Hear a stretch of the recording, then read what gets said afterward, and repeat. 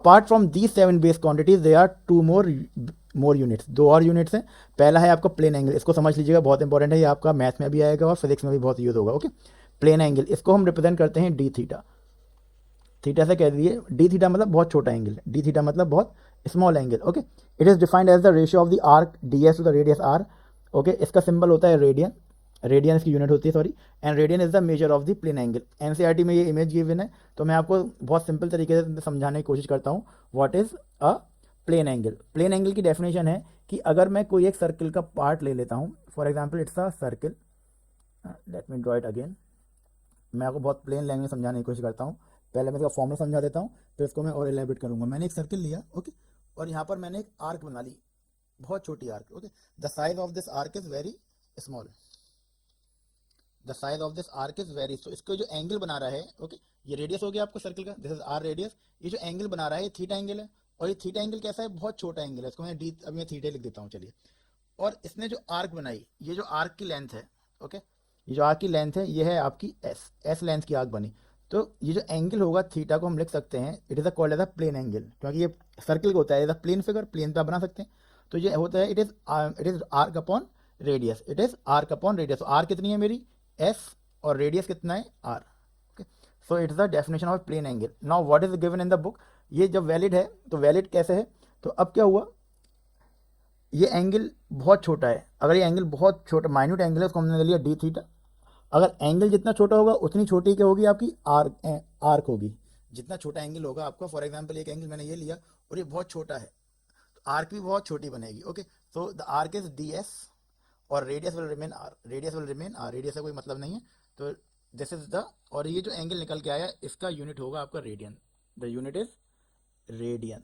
Okay, अब देखते हैं कि 1 रेडियन कितना होता है, हाउ मच इज 1 रेडियन, इसको जरा ध्यान से आप देख लीजिएगा। फॉर एग्जाम्पल मैंने एक सर्कल बनाया, let me erase this. Okay, चलिए इसको समझते हैं, इसको ध्यान से देखिएगा। मैंने एक सर्कल बनाया जिसका रेडियस है आपका आर, इसका रेडियस हो गया आपका आर, और ये सर्कल ऐसा है कि जो इसने आर्क बनाई, जो इसकी आर्क है, इस आर्क की भी लेंथ कितनी है भाई, ये जो रेड कलर की आर्क बनाई, ये मैंने आर्क ली, इस आर्क की भी लेंथ आर है। ओके, अगर मैंने मेजर करूंगा स्केल से तो ये इसके बराबर होगी। तो यहाँ पे जितना जो एंगल सबस्टेंड होगा दैट एंगल इज 1 रेडियन, तो यहाँ पे जो एंगल बनेगा वो बनेगा आपका 1 रेडियन। ओके, अब देखते हैं, फॉर एग्जाम्पल अगर मैं एक स्ट्रेट लाइन खींच दूँ, और स्ट्रेट लाइन का एंगल होता है आपका 180 डिग्री। तो अगर मैं एक और बना लेता हूँ, तो भाई कितना एंगल हो गया, 1 रेडियन, ये भी कितना है, आर लेंथ की आर के ये आए, तो ये अगेन 1 रेडियन। ओके, अगर मैं तीसरा और बना देता हूँ, if I draw a third one, तो ये भी लेंथ है आपकी आर। ओके, और ये एंगल हो गया 1 रेडियन। तो भाई कितने रेडियन हो गए कंप्लीट, यहाँ तक 3 रेडियन हो गए, और ये जो बचा ये अप्रॉक्सीमेटली 0.14 समथिंग होता है। ओके, अगर आप देखें तो 3 रेडियन, अगर इसको आप टोटल करें, 3 radian plus 0.14 something, so it is approximately equal to 3.14 dash dash dash, and it is equal to pi. 3.14 क्या होता है, पाई।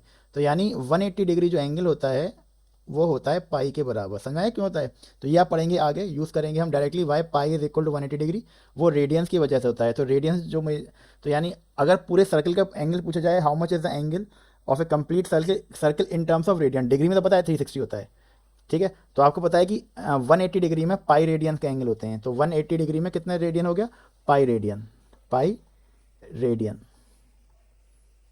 इन 180 डिग्री। तो 360 डिग्री में कितना हो गया, 2 पाई रेडियन, यानी 360 डिग्री का कंप्लीट सर्कल में अगर रेडियन में कन्वर्ट करूँ, इट इज़ 2 पाई रेडियन। तो ये है आपका रेडियन का। अगर मैं आपको एक एनिमेशन के थ्रू भी दिखाना चाहता हूँ, अगर आप इसको देख पा रहे हैं, ठीक है।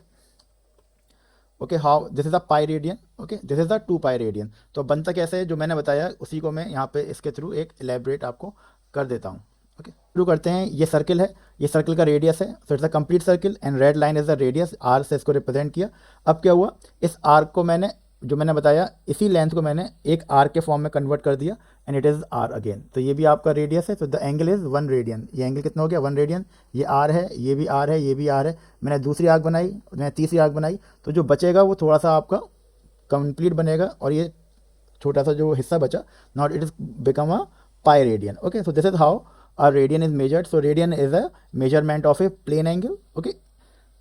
Now let's move on to the second part, which is the solid angle. Next quantity is solid angle. तो solid angle क्या होता है उसको पहले हम डिफाइन करते हैं, उसका formula, then I will explain. Okay, so it is defined as the ratio of the area. इसमें एक एरिया होता है और divide by the square of the radius of this. अगर आपका कोई फिगर है so it's a 3D figure. देखिए सॉलिड प्लेन एंगल आपको मैंने बताया था, वो प्लेन एंगल बनता है आपका 2D फिगर, जो आपको सर्कल होता है प्लेन में होगा. यहाँ पे थोड़ा सा आपको विजुअलाइजेशन करना होगा, क्योंकि सॉलिड एंगल जो बनता है वो 3D में बनता है, और हमारा जो 3D फिगर होती है that is a sphere. Okay, तो सॉलिड एंगल का जो यूनिट होता है पहले उसको हम देख लेते हैं, दैट इज अ स्टेरेडियन, और उसका सिंबल होता है small r, s small r. Okay, so steradian is the measure of the solid angle. NCERT में आपको ये फिगर गिवन है, ये फिगर क्या है वो अभी एक्सप्लेन कर देते हैं बहुत सिंपल वे में. तो उससे पहले फिगर को एक्सप्लेन करने से पहले सॉलिड एंगल को मैं लिखता हूँ. अगर इसका फॉर्मूला मैं लिखूँ, solid angle is defined as omega. ये हो गया सॉलिड एंगल. होता क्या है, तो अगर आपको ये स्फीयर है, फॉर एग्जाम्पल अगर मैं आपको एक स्फीयर बनाता हूँ, ठीक, इस स्फीयर का रेडियस है आपका आर. ओके, सो ये 3D विजुअलाइजेशन है, तो ये कोई ना कोई एक एरिया बना रहा होगा.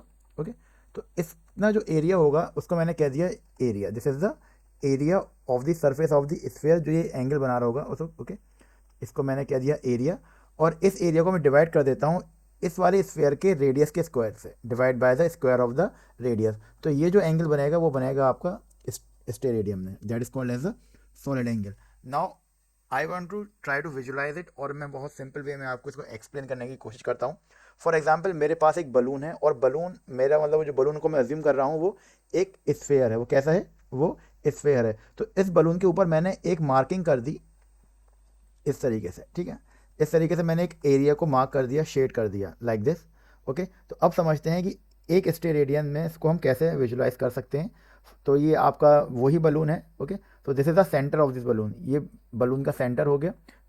ये एक मैं मान रहा हूँ एक स्फीयर है, इसको परफेक्टली स्फीयर मान लीजिए फॉर द टाइम बिंग.